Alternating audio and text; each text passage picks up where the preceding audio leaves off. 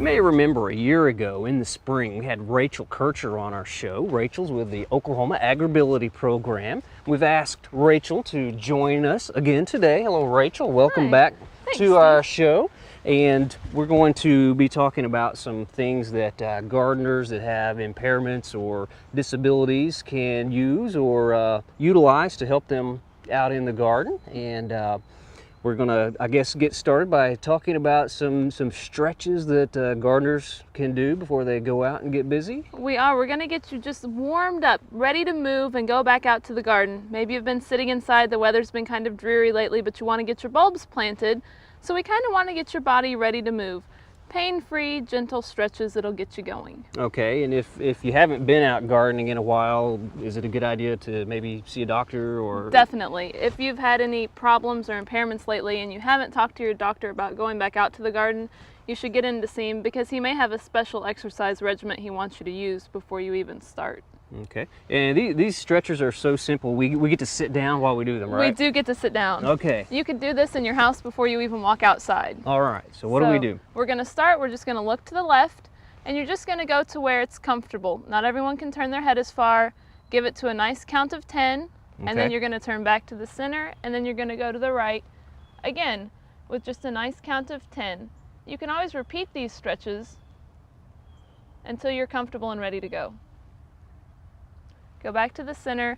Now we're going to put our ear on our shoulder, but make sure you don't lift the shoulder. You're just putting your head to the side. And you don't have to go all the way to where your ear touches the shoulder, is that right? Not at all. Just what is comfortable for you. Okay. Back to the center and then to your right. You don't want any pain. If you get any pain, you need to stop the stretch because it's not being effective. Okay. We'll go back to the center, and then we're just going to drop our chin down to our chest, stretching out the back of the neck. And again, you don't want to go too far. Go to what's comfortable for you. Okay. Back up. Now we're just going to roll our shoulders back. Some people have a lot of problems with this, so you may just want to kind of move them up, do what's within your capacity. But it's warming up those shoulders a little bit, getting those muscles ready to move, because you're going to be doing some reaching while you're out in the garden. Always lots of reaching to do in the garden. So now we're going to work on moving our arms. We're going to do a hitchhiker thumbs. Put your thumbs out with your arms straight and just lift your arm up. Stop when it hurts. If you can go up higher, go for it. Okay. Bring it back down and do the same with your left. And if you're out by the road, somebody may try to stop and pick you up, right? Actually, they might. That's why we call it the hitchhiker thumb. Okay. And bring it back down. Now, is it important that we bend our elbows or keep them straight? Try to keep them straight. You may not be able to go up as high keeping your arms straight, but it's working the muscles a little bit better than if you actually have your elbows bent. Now we're going to work on the wrist action. We're just going to go up and down like you're starting your motorcycle. Okay. You can thumbs in or out, whatever's comfortable for you. If you have arthritis, you're not going to get as much motion in your wrist, and that's okay. You're just warming it up a little bit. I can hear my wrists popping a little bit. Is that anything to worry about? Probably something you should just maybe not stretch as far. Okay. Yeah, because you're just warming up the muscles a little bit. If you get a lot of popping, then it may be a bone issue that we can't diagnose here on the show. Okay. Now we're going to do some hand grasping. Now we're not grabbing anything like we're holding on. No, we're just opening and closing. Just opening and closing. Getting ready to pull those weeds. Whatever you're going to do. Okay. Squeeze a tool. Hold on to a tool. Now we're going to play a little bit of the piano. Warm up those fingers.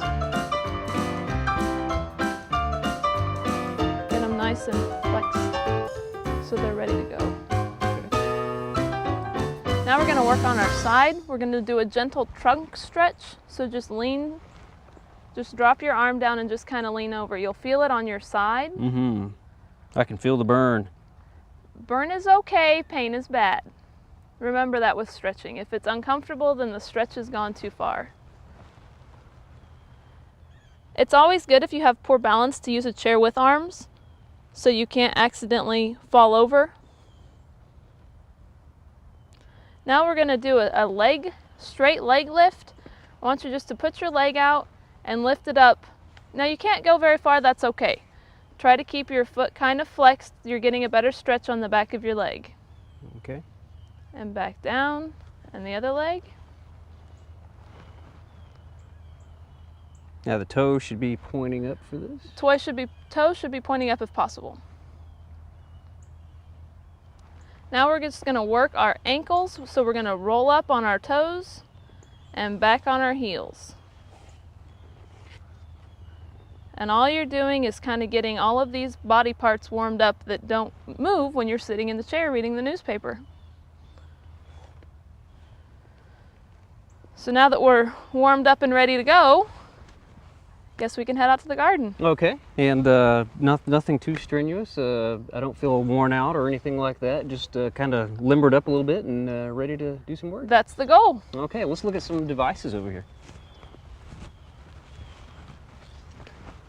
Okay, Rachel, if maybe you have bad eyesight and you're wanting to look at a rain gauge out in your garden, and sometimes I know you go out there and you kind of have to like look to where the top of the watermark is, and it's kind of hard to see.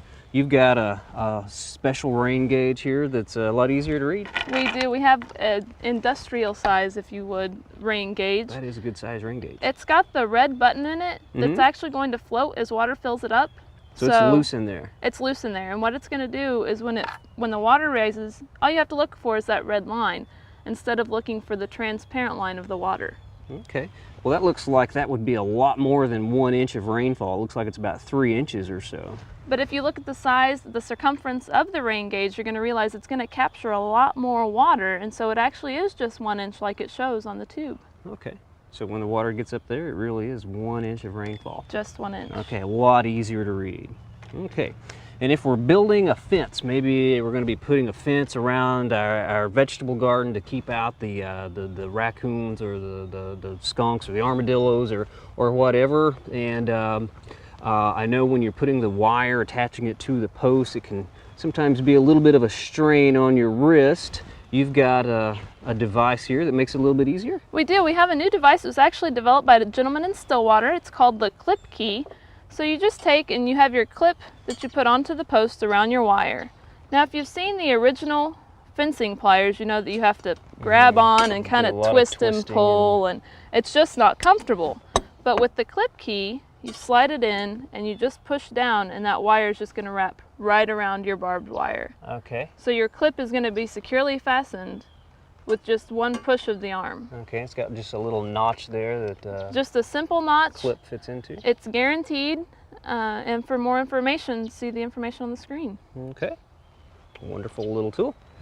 Okay, well it is time to start planting our spring flowering bulbs, and I know some of the methods of planting bulbs are to just take a hand trowel and go out and dig some holes, put the bulbs in, but you've got a neat new bulb planter here you want to show us? We do. We have a bulb planter that you can use standing up, which is the very first thing that's noticeable and nice about it. The other nice feature is that it has a handle on it to open up the bottom, so you can get that dirt plug out instead of knocking it or pushing it or pulling it.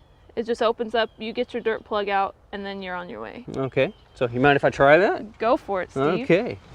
I know back when I worked for the city of Tulsa, we used to plant tulip bulbs by the thousands in some of the parks over there, and we always had these bulb planters, but they didn't have this opening and shutting portion there on the bottom, and you'd always have to push the soil plug out whenever you went to the next hole. So I'm gonna see how this works. Put some weight on it there and kind of twist a little bit here. Since I did those exercises, I'm nice and loose and can do that. And got that soil plug in there, got a nice hole for a bulb. And let's see how this is gonna work here. Hey, just comes right out. Okay, wonderful. There you go. Well, Rachel, I really appreciate you showing us all these stretches and new devices.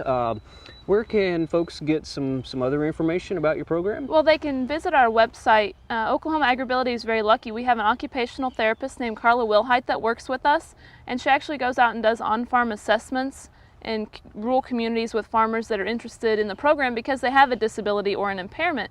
So if you'd like more information, you can give us a call or go on our website and find out what you're looking for. Okay, lots of resources. Lots of resources. Okay, thank you very much, Rachel. Thanks, Steve.